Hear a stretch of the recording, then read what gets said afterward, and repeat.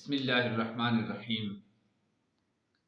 ناظرین کرام، ایک اور حکایت اور واقعے کے ساتھ آپ کی خدمت میں حاضر ہیں۔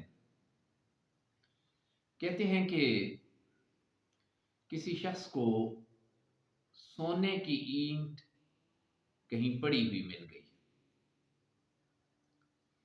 اس سے قبل یہ شخص بڑا عبادت گزار، اللہ کے ذکر میں مشغول رہنے والا اور اپنا زیادہ وقت عبادت، ریاضت اور بندگی میں گزارنے والا تھا۔ اسے اللہ کی عبادت میں سرور آتا، وہی لمحات اس کے لیے پسندیدہ جو اللہ کی عبادت اور بندگی میں گزر جائیں۔ سونے کی اینٹ کیا ہاتھ لگی کہ اس کے دل کی کیفیت بدل گئی۔ دنیا کی متاع آتے ہی اندر کا جو وہ سرور تھا وہ غائب ہونا شروع ہو گیا۔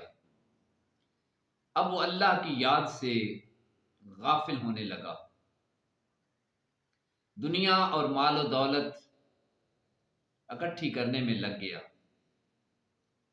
کیونکہ دنیا ایک ایسی دلدل ہے کہ جب انسان اس میں پڑتا ہے تو پھر حل میں مزید کے چکر میں رہتا ہے۔ 1 سے 2، 2 سے 4 اور 4 سے 8 بنانے کے چکر میں انسان آگے ہی بڑھتا چلا جاتا ہے۔ اب اس کی ساری توجہ حد سے بڑھی دنیا داری پر تھی۔ گھر کیسا ہو، کتنا بڑا ہو، لباس کیسا پہننا ہے، وہ فاخرہ قسم کے اس کی طلب پیدا ہوگی اس کے دل کے اندر۔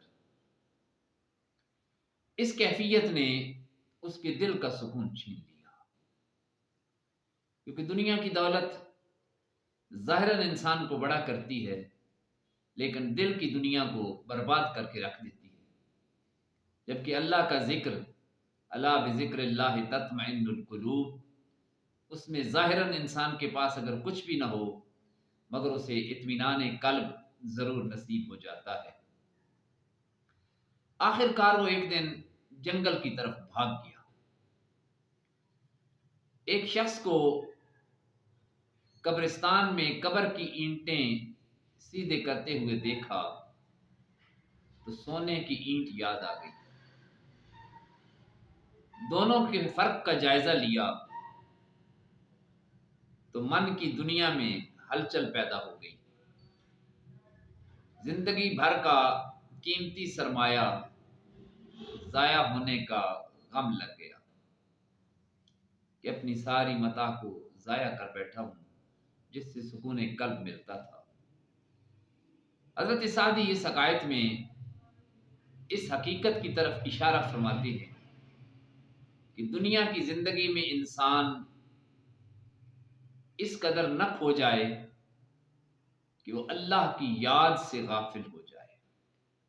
ہاتھ کارول دل یار ول رہنا چاہیے کہ ضرورت کی دنیا کمانے میں مصروف بھی اگر ہے تو دل اللہ کی یاد میں لگا ہونا چاہیے۔ وہ دراصل یہ بتانا چاہتے ہیں کہ دنیا میں رہ کر دنیا کے ہی ہو کر نہ رہ جاؤ، اور نہ تمہیں آخرت کی یاد رہے اور نہ اس آخرت کی حیات ابدی تمہیں یاد رہے جس میں ہمیشہ تم نے رہنا ہے۔ کہتے ہیں کہ اس دنیا میں زندگی اس طرح گزاری جائے کہ معاملات حیات کے ساتھ ساتھ اللہ کی یاد بھی رہے اور آنے والی دائمی زندگی کی فکر بھی انسان کے اندر موجود رہے۔ اسی کے ساتھ اجازت، بہت بہت شکریہ، اللہ حافظ۔